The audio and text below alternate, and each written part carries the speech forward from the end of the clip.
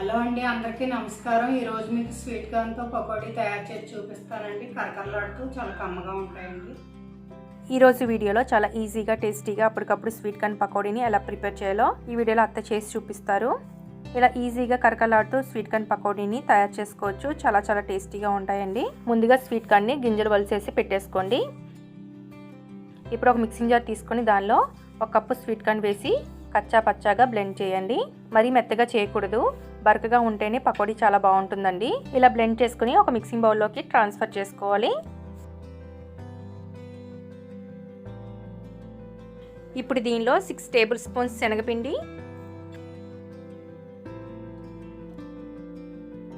రుచికి సరిపడా salt, 1/2 table spoon జీలకర్ర, 1 కప్ ఉల్లిపాయ ముక్కలు ఇలా పకోడీకి కట్ చేసుకున్నట్టుగా కట్ చేసి వేసుకోండి. సన్నగా కట్ చేసి పెట్టుకున్న 3 పచ్చిమిర్చి. స్వీట్ కార్న్లో కొంచెం స్వీట్ ఎక్కువగా ఉంటుంది కాబట్టి కారం ఎక్కువగానే పడుతుందండి. మీకు సరిపడా కారం బట్టి పచ్చిమిర్చి యాడ్ చేసుకోండి. అలాగే 1 టేబుల్ స్పూన్ సన్నగా కట్ చేసిన అల్లం ముక్కలు, కొద్దిగా కరివేపాకు, కొద్దిగా కొత్తిమీర వేసి బాగా కలపండి.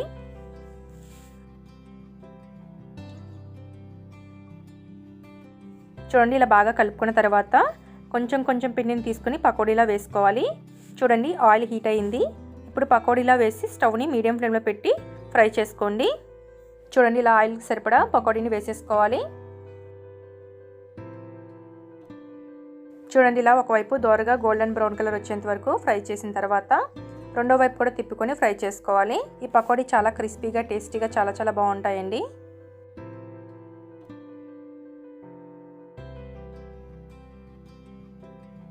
చూడండి, ఇలా గోల్డెన్ కలర్ వచ్చిన తర్వాత ఒక ప్లేట్లోకి తీసేసుకోండి. ఇలా మిగతా పిండిని కూడా పకోడీలో వేసేసి ఫ్రై చేసేసుకోండి.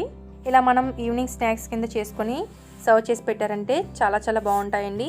అలాగే మన ఇంటికి గెస్ట్ వచ్చినప్పుడు కూడా ఇలా క్విక్గా ఈజీగా టేస్టీగా ప్రిపేర్ చేసుకోవచ్చు. ఈ పకోడీ కరకరలాడుతూ చాలా కమ్మగా టేస్టీగా ఉంటాయండి. తప్పకుండా మీరు ట్రై చేయండి. ఎలా వచ్చిందో కామెంట్లో షేర్ చేసుకోండి. అలాగే ఈ వీడియో కనుక మీకు నచ్చినట్లయితే ప్లీజ్ లైక్ చేసి మీ ఫ్రెండ్స్ అండ్ రిలేటివ్స్కి షేర్ చేయండి. అలాగే మన ఇల్లు మన ఛానల్ని సబ్స్క్రైబ్ చేసుకోండి. Thanks for watching.